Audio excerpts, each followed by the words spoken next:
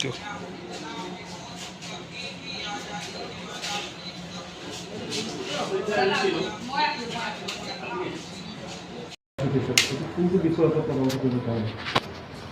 থিয়াৰী team আজি আহিছে, তেনেকুৱা তিনিজনীয়া টীম এটা আমাৰ নগাঁও ইন্সপেক্টৰ স্কুলছত।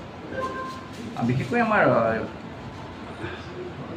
গ্ৰেজুৱেট টিচাৰ আৰু PG টিচাৰ ভেৰিফিকেশ্যন হৈছিলে। ভেৰিফিকেশ্যন হওঁতে আমাক তাতে ট্ৰেইনিঙত কৈছিল যে আমাৰ কিছুমান চাৰ্টিফিকেট বেক ইন হ'ব পাৰে, আপোনালোকে ভালদৰে চাব। আৰু ঠিক আমি তেনেদৰে যিমানখিনি ভেৰিফিকেশ্যন কৰিলোঁ, তাতে আমি কিছু চাৰ্টিফিকেট পাইছোঁ। নগাঁও ডিষ্ট্ৰিক্টত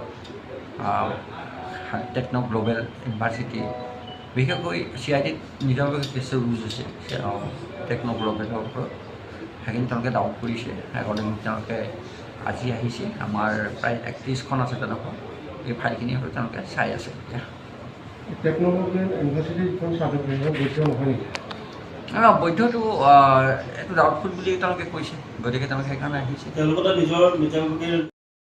নিজাববীয়াকৈ CID আপোনাৰ ইউনিভাৰ্চিটিখনৰ বিৰুদ্ধে হয়, তাৰমানে চাৰ্টিফিকেটখিনি এগেইনষ্টে হৈছে, যিহেতু ভেৰিফিকেশ্যনত তেনেকুৱা নহয়। আৰু এনেকুৱা বেকিংটো আমাৰ বহুত ইউনিভাৰ্চিটিও আছে।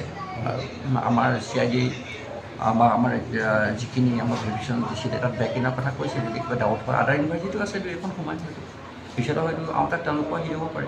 এইখিনি তদন্তত যদি ধৰা পৰে তেনেহ'লে সেইসকলৰ চাকৰি নিশ্চয় যাব। চিষ্টেমটো ভাল হৈছে মানে কি হ'ল যে এনেকুৱা চাৰ্টিফিকেট এখন লৈ পেলাই এপইণ্টমেণ্ট হৈ যোৱাৰ পিছত বহুত অসুবিধাৰ সন্মুখীন হ'বলগীয়া হয় আমাৰ ডিপাৰ্টমেণ্ট। গতিকে হয়তো ডিপাৰ্টমেণ্টে ভাবিছে যে যদি তাৰ আগতে যদি আমি ক্লিন কৰি ল'ব পাৰোঁ, তেতিয়াহ'লে আমাৰ তাতে সুবিধা হয়। তিনিজনীয়া টীম আহিছে। আজিৰ দিনটোৱে চলিব? আজিতো কমপ্লিট কৰিব তেওঁলোকে। আজিৰ দিনটো আমি অলৰেডি প্ৰিপেয়াৰ কৰি দিছোঁ, বেছি সময় নালাগিব তেওঁলোকক। গোটেই ডকুমেণ্ট চাই আছে হয়। আপোনালোকৰ মতে কিমানখন চাৰ্টিফিকেট হোৱা বুলি আপুনি মই ভুৱা বুলি ডাইৰেক্ট নকওঁ, কিন্তু তেওঁলোকে চাই আছে। আমি 31খন তেওঁলোকে বিচাৰিছিলে, আৰু তেওঁলোকৰ কেছ হয়তো 50খনমান হৈছিলে নেকি। তাৰ ভিতৰতে 31খন আমাৰ নগাঁৱতে আছে, বেছি আছে নগাঁৱত। 31খন। সৰ্বাধিক নগাঁৱত আছে নেকি এতিয়া অসমতে? অসমত সৰ্বাধিক নগাঁৱতে আছে নেকি? মানে বেছিকৈ নগাঁৱতে আছে নেকি? ধাৰণাটো তেনেকুৱাই হয়, 31খন ওলাইছে যিহেতু, তেওঁলোকৰ তাত যিটো কেছ ৰুলছ আছে তাতে নগাঁৱৰটো বেছি আছে। বাকী জিলাতো বাকী কিছুমানো আছে, তাত কৰি যায়। থিয়াৰী টীম আজি আহিছে, তেনেকুৱা তিনিজনীয়া টীম এটা আমাৰ নগাঁও ইন্সপেক্টৰ স্কুলছত।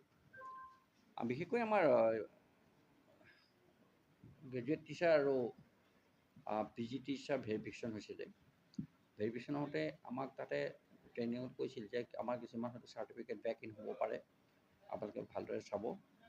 আৰু ঠিক আমি তেনেদৰে যিমানখিনি ভেৰিফিকেশ্যন কৰিলোঁ, তাতে আমি কিছু চাৰ্টিফিকেট পাইছোঁ। নগাঁও ডিষ্ট্ৰিক্টত টেকন' গ্ল'বেল ইউনিভাৰ্চিটি, বিশেষকৈ CIDত নিজাববীয়াকৈ কিছু ৰুলছ হৈছে টেকন' গ্ল'বেলৰ ওপৰত, সেইখিনি তেওঁলোকে ডাউট কৰিছে। একৰ্ডিং তেওঁলোকে আজি আহিছে। আমাৰ প্ৰায় 31খন আছে তেনেকুৱা, এই ফাইলখিনি হয়তো তেওঁলোকে চাই আছে এতিয়া।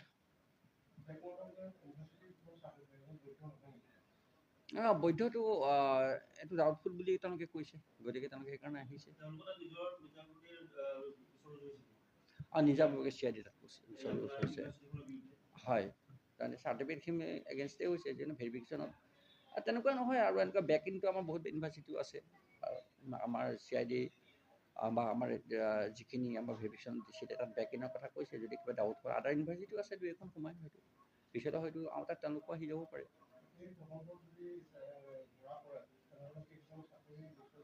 চিষ্টেমটো ভাল হৈছে মানে কি হ'ল যে এনেকুৱা চাৰ্টিফিকেট এখন লৈ পেলাই এপইণ্টমেণ্ট হৈ যোৱাৰ পিছত বহুত অসুবিধাৰ সন্মুখীন হ'বলগীয়া হয় আমাৰ ডিপাৰ্টমেণ্ট। গতিকে হয়তো ডিপাৰ্টমেণ্টে ভাবিছে যে যদি তাৰ আগতে যদি আমি ক্লিন কৰি ল'ব পাৰোঁ, তেতিয়াহ'লে আমাৰ কাৰণে সুবিধা হয়। তিনিজনীয়া টীম আহিছে তেওঁলোকে। আজিতো কমপ্লিট কৰিব তেওঁলোকে। হয়, আমি অলৰেডি প্ৰিপেয়াৰ কৰি দিছোঁ, বেছি সময় নালাগিব তেওঁলোকৰ। হয়, ঠিক আছে। মই ভুৱা বুলি ডাইৰেক্ট নকওঁ, কিন্তু তেওঁলোকেতো চাই আছে। আমি 31খন তেওঁলোকে বিচাৰিছিলে, আৰু তেওঁলোকৰ কেছ হয়তো 50খনমান হৈছিল নেকি। তাৰ ভিতৰতে 31খন আমাৰ নগাঁৱতে আছে, বেছি আছে নগাঁৱত। হয়। কি ক'লে?